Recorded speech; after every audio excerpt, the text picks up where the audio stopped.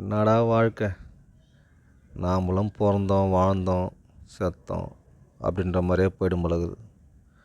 நாம் எது செஞ்சாலும் சரி வர மாட்டேங்குது. அது என்ன காரணம்னே தெரியல. ஒரே சோதனையாக இருக்குது. சரி, நம்ம ஃப்ரெண்டு நாகாட்டினாச்சும் ஃபோன் அடித்து பேசுவோம். ஹலோ நாகா, என்னடா பண்ணுற? என்ன பண்ணுறதுனே தெரியலடா.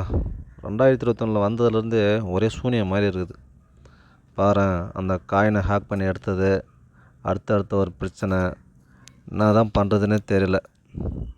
ஃபேமிலிலையும் ஒரே பிரச்சனை, வேலை செய்ய போனால் அங்கேயும் பிரச்சனை, எங்கேயாவது பிஸ்னஸ் எதாவது பண்ணலான்னு பார்த்தா அதுலேயும் நம்பி துரோகம் பண்ணிடுறானுவ. என்ன தான் பண்ணுறதுன்னு தெரியலடா, ஒரே குழப்பமாக இருக்குது. எனக்கு எங்கெங்கேயோ கோவில் அது இதெல்லாம் போய் பார்த்துட்டு வந்துட்டேன். அது மட்டுமா, வீட்டில் குழந்தைக்கு அப்புறம் மனைவிக்கு மாறி மாறி உடம்பு சரியில்லாமல் ஆச்சு. இப்போ கூட குழந்தைக்கு உடம்பு சரியில்லாமல் இழுத்துட்டு ஹாஸ்பிட்டலில் அலைஞ்சிட்டு கிடந்தேன்.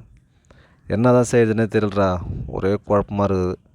என்ன பண்ணால் மனசு அமைதியாகும், என்ன செஞ்சால் இந்த பிரச்சனைலேருந்து வெளில வரலாம் அப்படின்றதே தெரியல. ஒரே குழப்பமாக இருக்குது. சரி பார்ப்போம், என்ன செய்யுதுன்னு தெரியல. நீ எதாவது ஐடியா இருந்தால் சொல்லண்டா. ஓ அப்படியா? எனக்கு இந்த சூனியம் அது மாதிரி இதெல்லாம் எனக்கு நம்பிக்கை இல்லைடா. ஆனால் இருந்தாலும் கொஞ்ச நாளாக அதை நம்பணுன்ற அளவுக்கு வேதனை இருக்குது. இவ்வளோ நாளாக அப்படி இல்லை. இப்போ பார்த்தேன்னா நானே சரி அது உண்மையாக இருக்குமோ அப்படின்ற அளவுக்கு இருக்குது. நிறைய பேர் அதான் சொல்கிறாங்க, உனக்கு ஏதாவது சூனியம் வச்சுருப்பாங்க, நீ போய்ட்டு செக் பண்ணி வேணும் பாரு. ஏன்னா 2021 5 வருஷமாக அடுத்த பிரச்சனை பிரச்சனை போயிட்டே இருக்குது. சரி, யார்கிட்ட போய் கேட்குறதுன்னு தெரில. பார்க்குறேன்டா, யார்கிட்டையாவது சொல்ல முடியுமான்னு தெரில. சொல்லி விசாரித்து பார்த்துட்டு அது பிற்பாடு தான் எது வந்தாலும் செய்யணும். பார்க்கும். சரினாக்கா, நீ பார்த்துரு. நான் பேசிவிட்டு என்ன சொல்கிறாங்கன்னு விசாரிச்சுட்டு அப்புறமா உன்னை கூப்பிட்றேன் திரும்ப. ஓகே சொல்லு சாமி. நான் 2021 ஃபாரின்லேருந்து வந்தேன் சாமி. வந்ததுலேருந்து ஒரே பிரச்சனை சாமி. வீட்டில் ஒரே மாதிரி பிரச்சனை, பண பிரச்சனை, கரண்ட் பிரச்சனை அப்படின்னு சொல்லி ஏகப்பட்ட பிரச்சனை.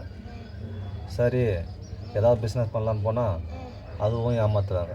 திரும்ப வெளிநாட்டுக்கே போயிடலாம் சொல்லிட்டு வெளிநாட்டுக்கு போய் பார்த்து அங்கேயும் ஒன்று ஏமாற்றி ஊருக்கு அனுப்பிவிட்டுட்டாங்க. சரி, கிரிப்டோ கரன்சி அப்படி இப்படின்னு சொல்லி நிறைய ட்ரேட் பண்ணுறதுக்கு போனேன். எல்லாம் நம்பி துரோகம் பண்ணி அதையும் ஏமாற்றிட்டானுவ. நான் தான் பண்ணுறதுன்னு தெரியல சாமி. மனசு ஃபுல்லாக கயாமையாக ஒரே இறைச்சலாக இருக்குது. அப்படி தான் ஒரு பக்கம் இருக்குதுன்னு பார்த்தா அதுக்குள்ளேயே பார்த்தா வீட்டில் வேறு மாதிரி பிரச்சனை ஆகிடுச்சு. மனைவி ஒரு பக்கம் பிரச்சனை, புள்ள ஒரு பக்கம் பிரச்சனை சொல்லி பிரச்சனை மேலே பிரச்சனை போயிட்டே இருக்குது. அப்புறம் ஒரு வழியாக கடைசியாக சரி ஏதாவது செய்யலாம்னு சொல்லிட்டு முடிவு பண்ணால் அப்புறம் என் பிள்ளைக்கு திடீர்னு ஒன்று இல்லாமல் ஆகி போயிடுச்சு.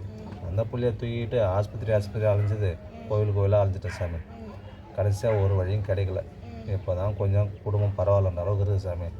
திடீர்னு என் ஃப்ரெண்டுக்கு ஃபோன் அடித்து இது போல் நடந்துருச்சுடா போயிடுச்சுடான்னு சொல்லி சொன்னான். அவன் நான் சொன்னான், உனக்கு யாராவது சுனி வச்சுருப்பாங்க அப்படின்னு சொல்லி என்னை பயமுறுத்தி விட்டுட்டான்.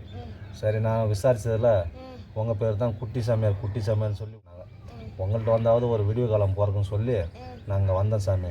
என் தலையில் கை வச்சிங்களா உங்களுக்கு என்ன தெரிஞ்சுன்னு தெரில. எனக்கு ஏதாவது இருக்குதா இல்லையான்னு பார்த்து கொஞ்சம் நல்லபடியாக சொல்லி அனுப்புங்க சாமி.